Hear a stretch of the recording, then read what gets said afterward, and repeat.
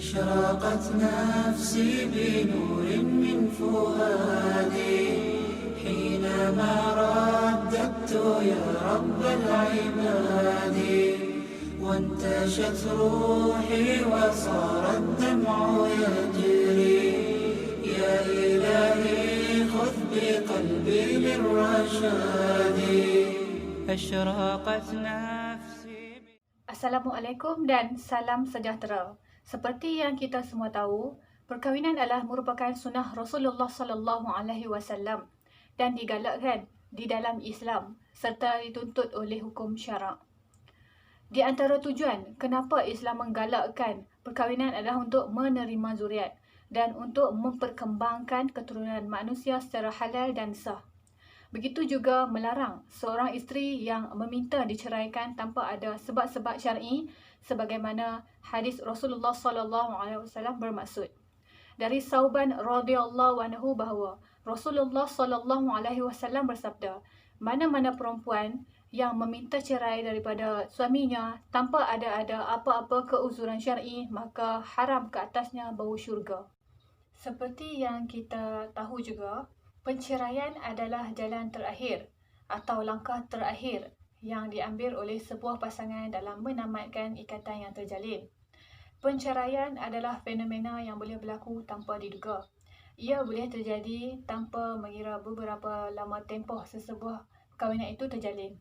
Tempoh 3 tahun di awal perkahwinan adalah satu tempoh kritikal di mana pasangan belajar memahami dan menerima kelemahan serta kekurangan pasangan mereka. Jika kedua-dua pasangan saling menerima keburukan dan kebaikan masing-masing, perkahwinan mereka akan kekal lama. Sebaliknya, jika mereka saling mempersalahkan keburukan antara satu sama lain, maka tercetusnya bibit-bibit penceraian yang bakal dirungkaikan oleh sahabat saya seterusnya. Iaitu terbahagi kepada 4. Yang pertamanya, tanggungjawab. Tanggungjawab berlaku jika terabainya satu tanggungjawab daripada kedua-dua pihak iaitu suami dan isteri.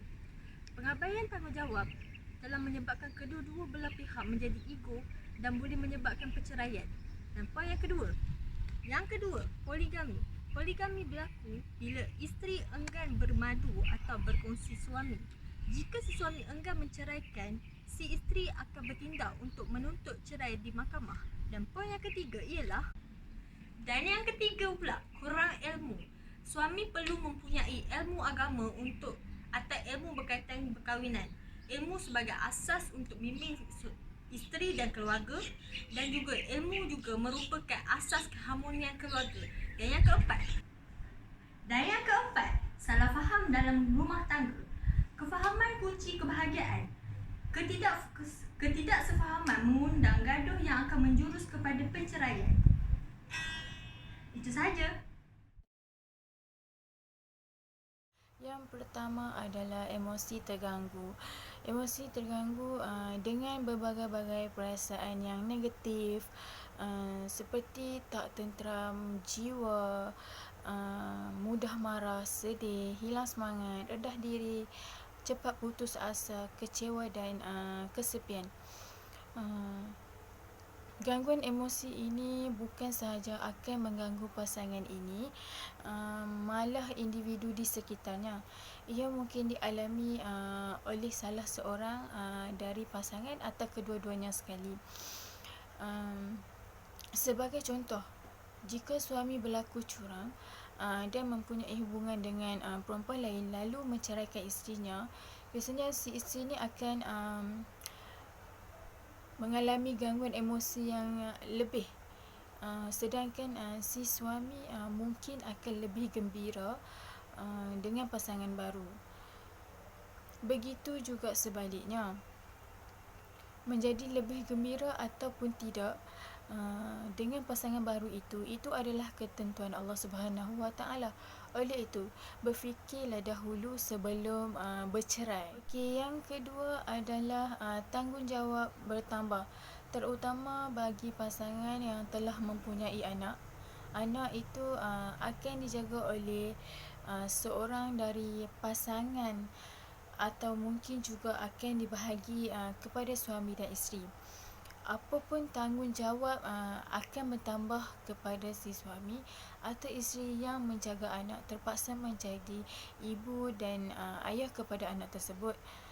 Si suami perlu melakukan kerja-kerja rumah seperti mengemas, memasak dan membasuh, di samping mendidik anak-anak. Manakala si isteri perlu bekerja untuk mencari nafkah untuk membesarkan anak tanpa suami. Keadaan akan menjadi lebih buruk jika anak ramai dan dijaga oleh seorang sahaja. Salah seorang akan menderita manakala pasangannya berbahagi hidup seperti orang bujang dan mencari pasangan yang baru. Yang ketiga adalah beban kewangan. Berikutan tanggungjawab yang bertambah, pasangan yang bercerai terpaksa menyara diri sendiri dan juga anak. Pasangan yang menjaga anak terpaksa mengupah pengasuh untuk menjaga anak sewaktu dia mencari nafkah. Kos pengasuh akan bertambah dengan bilangan anak. Beban kewangan ini juga menyukarkan pasangan, terutamanya suami, untuk mencari pengganti kerana untuk berkahwin memerlukan kos yang tinggi pada masa kini. Tambahan pula kebaran kalian untuk mendapat wanita yang boleh menerima duda beranak sebagai suami adalah sangat sedikit. Okey, akhir sekali adalah perlu mencari nafkah sendiri. Bagi isteri yang selama ini bergantung kepada suami sepenuhnya, keadaan akan bertambah teruk jika anak-anak yang tinggal bersama si isteri.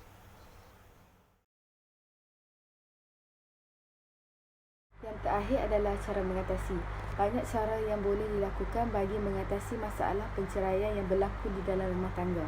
Contohnya, pasangan perlulah bertolak ansur dan tidak menyalahkan antara satu sama lain. Ketika perbincangan sedang berlaku, mereka haruslah mengelakkan pertengkaran dan membincangkan isu-isu bagi memperbaiki masalah dan kelemahan masing-masing. Mereka juga perlu ikhlas dan menerima apa saja kebaikan dan keburukan pasangan masing-masing, dengan harapan pasangan suami isteri dapat memperbaiki dan belajar dari kesilapan mereka yang lalu. Pasangan suami isteri perlulah saling mendengar antara satu sama lain. Kekurangan komunikasi antara suami dan isteri adalah antara penyebab dalam masalah rumah tangga. Pasangan perlulah berkomunikasi dengan cara yang baik agar pernikahan mereka berjalan dengan lancar seperti yang diharapkan dan terhindar dari perceraian. Melalui komunikasi ini juga, pasangan dapat mengetahui perasaan dan memahami apa yang dipikirkan oleh pasangan tersebut. Oleh itu, pasangan haruslah saling mendengarkan antara satu sama lain dan jangan malu untuk berkongsi dan berkomunikasi dengan pasangan anda. Yang terakhir adalah pasangan perlulah belajar memaafkan dan melupakan perkara yang lalu. Bab kata pepatah, buang yang keruh, ambil yang jernih. Seperti ini penting dalam rumah tangga. Tidak ada sesiapa pun yang suka untuk bergaduh dan tidak ada sesiapa pun yang menyukai jika perkara dan kesalahan yang dilakukannya diungkit kembali. Dalam menjalinkan hubungan rumah tangga yang ideal, memaafkan dan melupakan perlu dilakukan agar tidak ada rasa bersalah maupun dendam antara pasangan. Mengikhlaskan adalah kunci yang paling penting jika ingin rumah tangga terhindar dari perceraian. Secara rumusannya, penceraian maupun perpisahan adalah satu tragedi yang boleh berlaku di alam perkahwinan. Rentetan dari kejadian ini boleh menjadi satu trauma emosi seandainya individu tersebut tidak dapat mengawal dan tidak tahu cara untuk mengatasinya. Penceraian dan perpisahan yang berlaku di antara ibu dan bapa boleh meninggalkan kesan yang mendalam terhadap kanak-kanak sehingga membantutkan proses pendewasaan kanak-kanak itu sendiri. Oleh itu, kita akhiri perbincangan kita pada kali ini dengan wabillahi taufiq wal hidayah. Wassalamualaikum warahmatullahi wabarakatuh.